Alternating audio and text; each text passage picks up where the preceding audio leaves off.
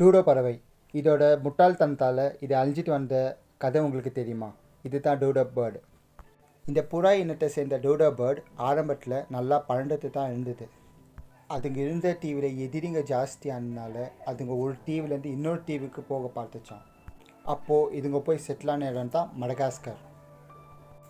அந்த தீவில் பறவை வகைகள் நிறைய இருந்ததுனால அதுக்கு எதிரியும் இல்லாததுனால அங்கேயே அதோட வாழ்வாதாரத்தை முடிவு பண்ணிச்சான்.